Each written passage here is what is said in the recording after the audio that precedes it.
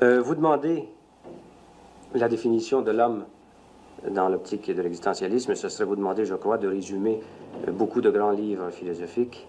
Oui, je crois que serait c'est à très peu difficile. près impossible. Mais il y a peut-être moyen, je crois, de vaincre la difficulté en abordant le problème de l'existence de l'homme par différents aspects d'ordre moins général, comme par exemple, quelles sont les valeurs que vous reconnaissez à l'homme? L'homme lui-même. Nous pensons, et ça c'est un des points les plus importants de l'existentialisme, que l'homme est finalement la raison d'être de l'homme, son avenir et la fin même de toutes ses activités.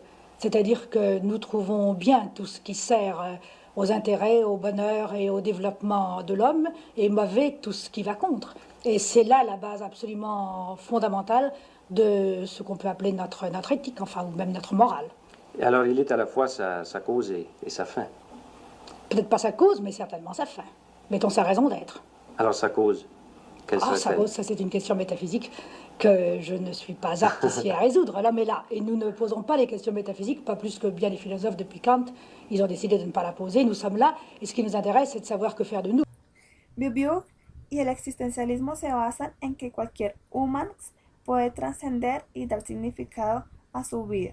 Debe justificar su existencia, debe vivir con objetivos, tener metas, acciones, es decir, no existir por existir, sino trascendiendo una existencia dada y buscarse proyectándose en vida y no en la muerte. Pero lo que marca la especificidad de la mujer es que debe descubrirse y elegir en un mundo donde los hombres la posicionan como la otra, es decir, la posicionan como un objeto dependiente, corta su trascendencia y la supeditan a la trascendencia de los varones. Se convierte en un medio para el fin de los hombres, siendo ellos esenciales y autoritarios. Para entender a Simone es impredecible ser conscientes de la importancia de la influencia filosófica. Su teoría está completamente unida a explicaciones filosóficas. Simone de Beauvoir expone que el sujeto tiene presencia si se opone y se afirma como esencial porque el hombre crea como oposición a él a la mujer.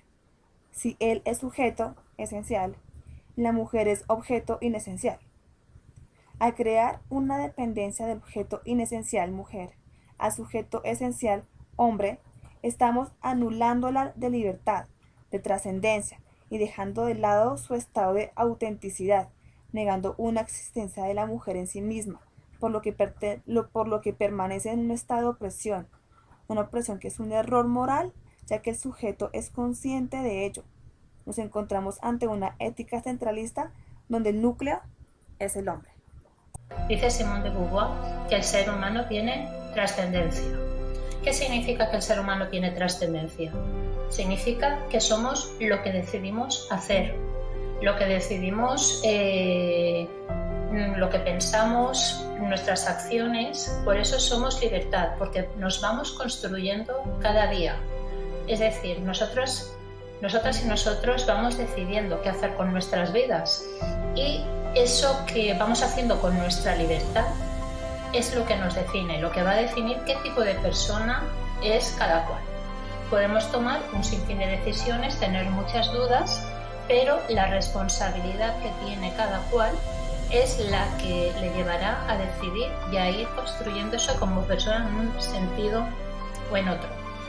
Por eso Simone de Beauvoir afirma que la existencia precede a la esencia, porque nuestra esencia, es decir, quiénes somos, ¿no? Cuando dicen, no, pues mi esencia pues soy una persona bondadosa, o soy una persona con mucho temperamento, o lo que sea, cualquiera que sea nuestra esencia, lo que precede a eso es la existencia. Primero existimos y luego nos vamos construyendo, y en ese construirnos es cuando vamos construyendo una esencia, que esa esencia además es líquida, es decir, en un sentido de que es fija, es cambiante, no es un hecho, un factum, no es una cosa en sí, sino que es una esencia que se va construyendo, y de ahí la importancia de la responsabilidad.